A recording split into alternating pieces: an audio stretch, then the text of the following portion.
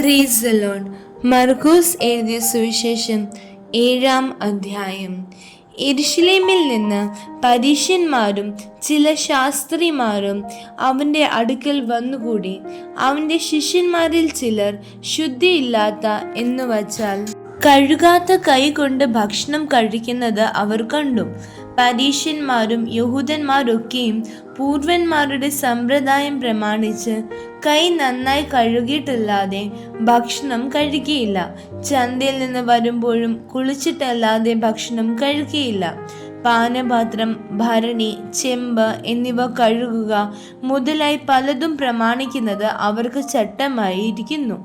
അങ്ങനെ പരീശന്മാരും ശാസ്ത്രിമാരും നിന്റെ ശിഷ്യന്മാർ പൂർവന്മാരുടെ സമ്പ്രദായം അനുസരിച്ച് നടക്കാതെ ശുദ്ധിയില്ലാത്ത കൈകൊണ്ട് ഭക്ഷണം കഴിക്കുന്നത് എന്ത് എന്ന് അവനോട് ചോദിച്ചു.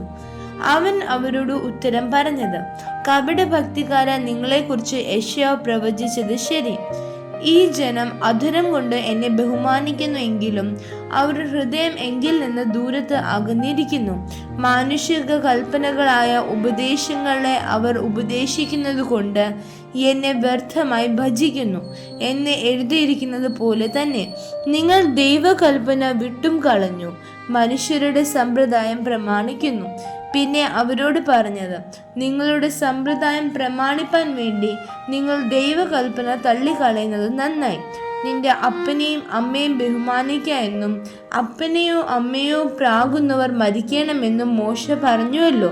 നിങ്ങളോ ഒരു മനുഷ്യൻ അപ്പനോടോ അമ്മയോടോ നിനക്ക് എന്നാൽ ഉപകാരമായി വരേണ്ടത് വഴിപാട് എന്നർത്ഥമുള്ള ഖുർബാൻ എന്ന് പറഞ്ഞാൽ മതി എന്ന് പറയുന്നു. തൻ്റെ അപ്പനോ അമ്മയ്ക്കോ മേലാൽ ഒന്നും ചെയ്യുവാൻ അവനെ സമ്മതിക്കുന്നതുമില്ല. ഇങ്ങനെ നിങ്ങൾ ഉപദേശിക്കുന്ന സമ്പ്രദായത്താൽ ദൈവകൽപ്പന ദുർബലമാക്കുന്നു. ഈ വക പലതും നിങ്ങൾ ചെയ്യുന്നു. പിന്നെ അവൻ പുരുഷാരത്തെ അരികെ വിളിച്ച് അവരോട്, എല്ലാവരും കേട്ട് ഗ്രഹിച്ചുകൊള്ളുവിൻ. പുറത്തുനിന്ന് മനുഷ്യന്റെ അകത്ത് ചെല്ലുന്ന യാതൊന്നിനും അവനെ അശുദ്ധമാക്കുവാൻ കഴിയുകയില്ല. അവനിൽ നിന്ന് പുറപ്പെടുന്നത് അത്രയും മനുഷ്യനെ അശുദ്ധമാക്കുന്നത്. കേൾപ്പാൻ ചെവിയുള്ളവൻ കേൾക്കട്ടെ എന്ന് പറഞ്ഞു. അവൻ പുരുഷാരത്തെ വിട്ട് വീട്ടിൽ ചെന്ന ശേഷം ശിഷ്യന്മാർ ആ ഉപമയെക്കുറിച്ച് അവനോട് ചോദിച്ചു. അവൻ അവരോട്, ഇങ്ങനെ നിങ്ങളും ബോധമില്ലാത്തവരോ? പുറത്തു നിന്ന് മനുഷ്യന്റെ അകത്ത് ചെല്ലുന്ന യാതൊന്നിനും അവനെ അശുദ്ധമാക്കുവാൻ കഴിയുകയില്ല എന്ന് തിരിച്ചറിയുന്നില്ലയോ? അത് അവന്റെ ഹൃദയത്തിലല്ല, വയറ്റിലത്രേ ചെല്ലുന്നത്, പിന്നെ മറപ്പുരയിലേക്ക് പോകുന്നു. ഇങ്ങനെ സകല ഭോജ്യങ്ങൾക്കും ശുദ്ധി വരുത്തുന്നു എന്ന് പറഞ്ഞു. മനുഷ്യനിൽ നിന്ന് പുറപ്പെടുന്നത് അത്രേ മനുഷ്യനെ അശുദ്ധമാക്കുന്നത്.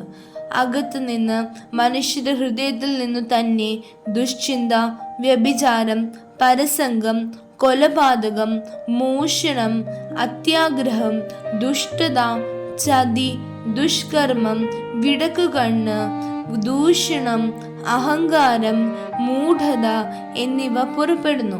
ഈ ദോഷങ്ങളെല്ലാം അകത്തു നിന്ന് പുറപ്പെട്ട് മനുഷ്യനെ അശുദ്ധനാക്കുന്നു എന്നും അവൻ പറഞ്ഞു. അവൻ അവിടെ നിന്ന് പുറപ്പെട്ട് സീദോന്റെയും സോരിന്റെയും അതിർ നാട്ടിൽ ചെന്ന് ഒരു വീട്ടിൽ കടന്നു. ആരും അറിയരുത് എന്ന് ഇച്ഛിച്ചു, എങ്കിലും മറഞ്ഞിരിപ്പാൻ സാധിച്ചില്ല. അശുദ്ധാത്മാവ് ബാധിച്ച ചെറിയ മകൾ ഉള്ളൊരു സ്ത്രീ അവന്റെ വസ്തുത കേട്ടിട്ട് വന്ന് അവന്റെ കാൽക്കൽ വീണു. അവൾ സുറേഫോനിക്ക ജാതിയിലുള്ള ഒരു യവന സ്ത്രീ ആയിരുന്നു. തൻ്റെ മകളിൽ നിന്ന് ഭൂതത്തെ പുറത്താക്കുവാൻ അവൾ അവനോട് അപേക്ഷിച്ചു.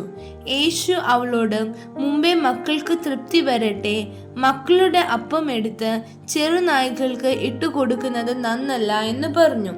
അവൾ അവനോട്, അതേ കർത്താവേ, ചെറുനായ്ക്കളും മേശയ്ക്ക് കീഴെ കുട്ടികളുടെ അപ്പനുറുക്കുകളെ തിന്നുന്നുവല്ലോ എന്ന് ഉത്തരം പറഞ്ഞു. അവൻ അവളോട്, ഈ വാക്കു നിമിത്തം പോയിക്കൊള്ളുക, ഭൂതം നിന്റെ മകളെ വിട്ടുപോയിരിക്കുന്നു എന്ന് പറഞ്ഞു. അവൾ വീട്ടിൽ വന്നാറെ മകൾ കിടക്കമേൽ കിടക്കുന്നതും ഭൂതം വിട്ടുപോയതും കണ്ടു. അവൻ വീണ്ടും സോരിന്റെ അതിർ വിട്ട് സീദോൻ വഴിയായി ദെക്കപ്പൊലി ദേശത്തിന് നടുവിൽ കൂടി ഗലീല കടൽ പുറത്തു വന്നു. അവിടെ അവർ വിക്കനായ ഒരു ചെകിടനെ അവന്റെ അടുക്കൽ കൊണ്ടുവന്ന് അവന്റെ മേൽ കൈ വെക്കണമെന്ന് അപേക്ഷിച്ചു. അവൻ അവനെ പുരുഷാരത്തിൽ നിന്ന് വേറിട്ട് കൂട്ടിക്കൊണ്ടുപോയി അവൻ്റെ ചെവിയിൽ വിരൽ ഇട്ട് തുപ്പി അവൻ്റെ നാവിനെ തൊട്ടു. സ്വർഗത്തേക്ക് നോക്കി നെടുവീർപ്പിട്ട് അവനോട് തുറന്നു വരിക എന്ന് അർത്ഥമുള്ള എഫഥ എന്ന് പറഞ്ഞു.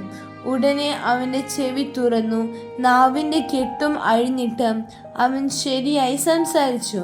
ഇത് ആരോടും പറയരുത് എന്ന് അവരോട് കൽപ്പിച്ചു. എങ്കിലും അവൻ എത്ര കൽപ്പിച്ചുവോ അത്രയും അവർ പ്രസിദ്ധമാക്കി. അവൻ സകലവും നന്നായി ചെയ്തു. ചെകിടരെ കേൾക്കുമാറാക്കുന്നു, ഊമരെ സംസാരിക്കുമാറാക്കുന്നു എന്ന് പറഞ്ഞ് അത്യന്തം വിസ്മയിച്ചു. ആമേൻ.